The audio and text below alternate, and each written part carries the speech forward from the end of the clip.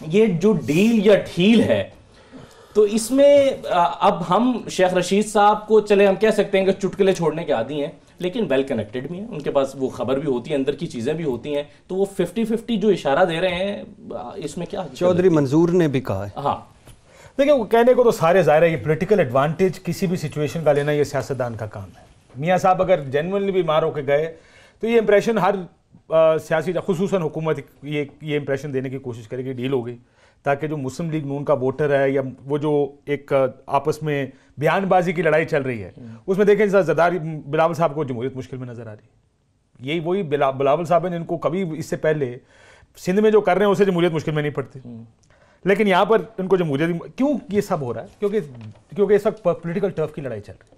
اور وہ political turf کی لڑائی سے دیکھیں عثمان بزدار صاحب پر تنقید اگر یہی میاں نواز شریف صاحب کے نامنی ہوتے آپ کے خیال ہے یہ تنقید ہو رہی ہوتی جو آج پاکستان میں ہو رہی ہے؟ بیٹل گراؤنڈ پنجاب ہے, ہر پولیٹیکل پارٹی ہے, یہ جو سسٹم بدلا ہے پی ٹی آئی ہے, ہر ایک کی کوشش ہے کہ ہم اپنا پولیٹیکل ایڈوانٹیج لیں اس سے, تو وہ اس میں جو کمزوری ہلکی سی بھی نظر آتی ہے یا جس سچویشن کو بھی اپنے فائدے میں استعمال کر سکتے ہیں, یہ ہو رہا ہے. یہ تو پچھلے 3-4 مہینے سے ہو رہا ہے. یہ صرف آپ کو بیانات لگ رہے ہیں, مطلب آپ کو لگ نہیں رہا ہے اس میں کوئی ہے. اب اس کا تو پورا وہ فریم جیسے انہوں نے چودھری منظور کی کافی عرصے سے ایک بات کہنا, دیکھیں مریم صاحبہ کی خاموشی اور ان کا باہر رہنا یہ ایک بڑی علامت تھی اس بات کی کہ وہ مریم نواز شریف صاحبہ جن کا ٹویٹر اکاؤنٹ زہر اگلتا تھا آئی ایس آئی, عدالت کے ججز, سپریم کورٹ کے, پی ٹی آئی, وہ ایک دم خاموش ہو گیا.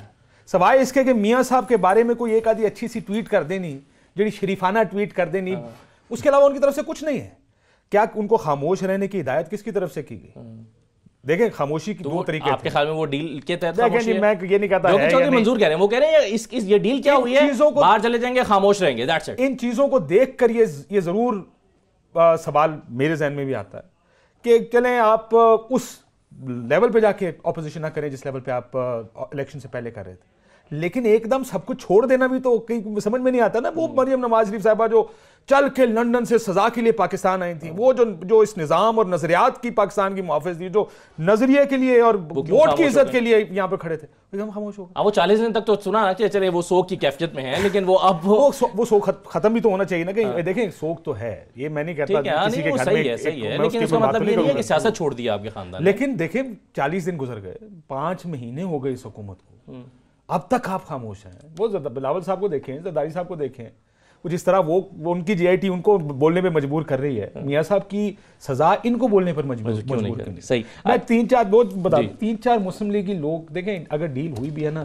نہ شیخ صاحب کو پتہ چلے گا, نہ مسلم لیگ نون کو پتہ چلے گا, اور عمران خان کو پتہ چلے گا, کسی کو پتہ نہیں ہوگا. دیکھیں کسی کو معلوم نہیں ہوگا. جو بھی ڈیل ہوگی کہیں نہ کہیں بڑی پردوں کے اندر رہ کر یہ ڈیلیں ہوتی ہیں, یہ لوگوں کے سامنے نہیں آتی.